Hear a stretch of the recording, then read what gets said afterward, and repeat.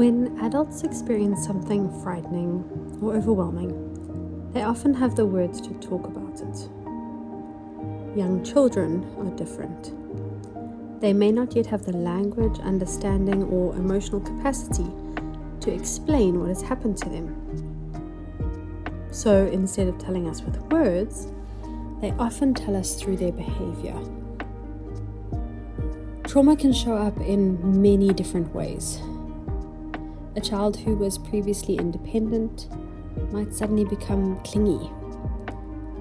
A toilet-trained child may begin having accidents.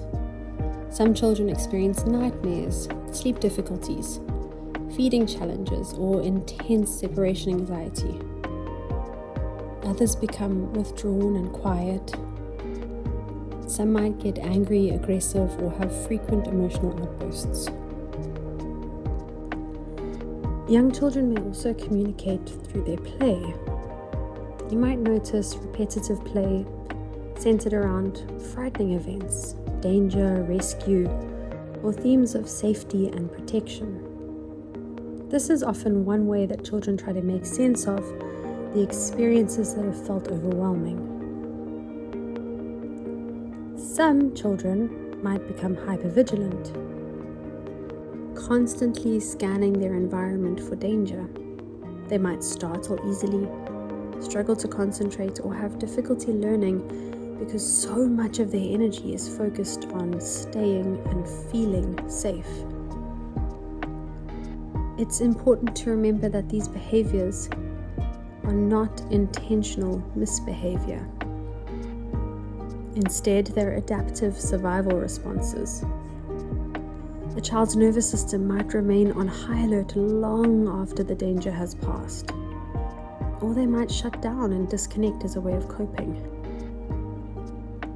When we only look at the behavior, we can miss the distress underneath. But when we ask, what might this child be communicating? What are they trying to tell me through their actions and through their play? Rather than, what's wrong with this child? Our response begins to change. Let's consider an example. A 4-year-old little girl named Maya who witnessed violence. Afterwards, she struggled with nightmares, emotional outbursts, and difficulty participating at preschool.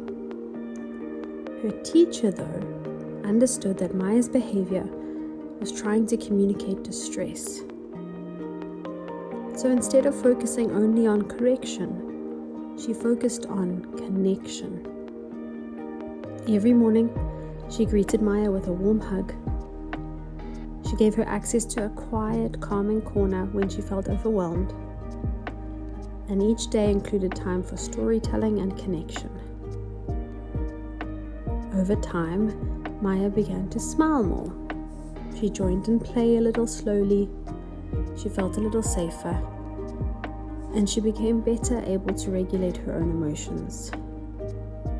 Healing was possible because of one powerful ingredient: that consistent, safe relationship. Trauma may shape a child's behavior, but it certainly does not define their future. When adults respond with warmth, predictability, understanding, and care, children can gradually rebuild their sense of safety, develop trust, and continue growing toward healthy development. You can be that catalyst for change.